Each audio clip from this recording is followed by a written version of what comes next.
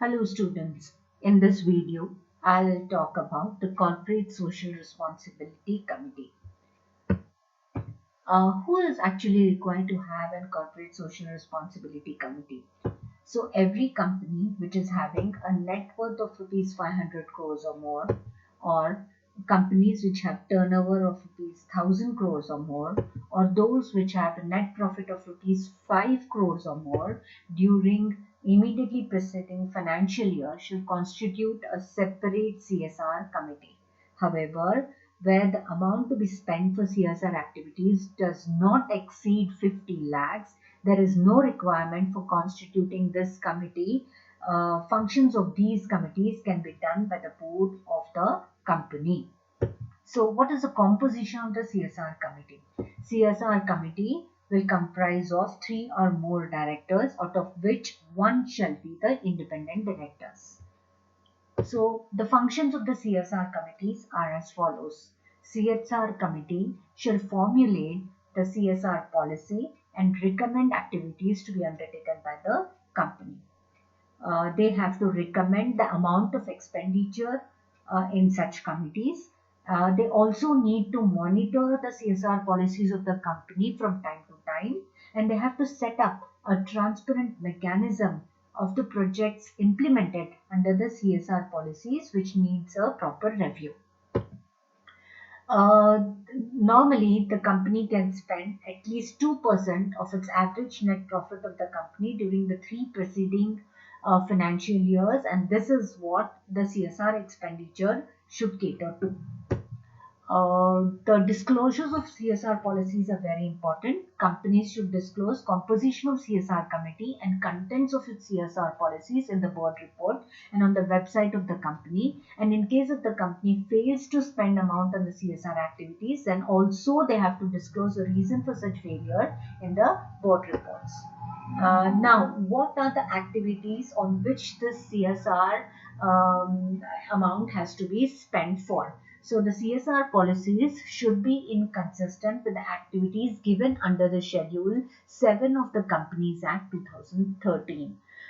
So, the activities are basically towards eradicating poverty, hunger, malnutrition, bringing sanitations or making availability of clean drinking water to the needy and to the general public or where it is necessary, or then to promote education or maybe special education for children, women and the elderly. They can also think about promoting the gender equality, women empowerment, setting up of old age homes, hostels, orphans, daycare centers, and other facilities for senior citizens and economically backward people. They can also spend the CSR amount on ensuring sustainable environment, protection of flora and fauna, animals, soil, air, water, and other natural resources, towards the protection of national heritage, art and culture, setting up libraries, protection and development of traditional arts and handicrafts.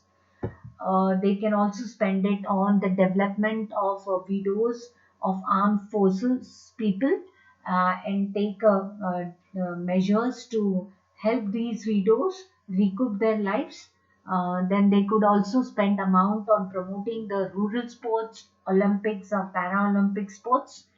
They can also contribute towards the Prime Minister's National Relief Fund or any other fund set up by the central government. Um, they can also contribute towards the research and development projects in the field of science, technology, and medicines. Also, contributions can be made to publicly funded universities like the IITs, DRDO, Ayush, and ICMR. They can also undertake certain rural development projects and also um, uh, spend their amounts towards disaster management activities. It's very important to note that CSR amount should be spent on the activities specified under Schedule 7 of the Companies Act, but the CSR amount should not be spent on certain activities which are specified. And these activities are that the company should not spend the CSR amount for, for carrying out the core activities of the business or to conduct the normal activities of the business. So any activity undertaken by the company in the normal course of the business is not permissible to be spent under the CSR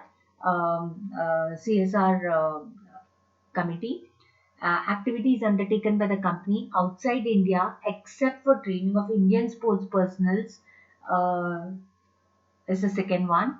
Contribution to any political party directly or indirectly. Activities benefiting employees of the company. Activities carried out for fulfillment of any other statutory obligations under any other law. And activities supported by the companies on sponsorship basis for deriving marketing benefits from its own products and services are not allowed under the CSR activities.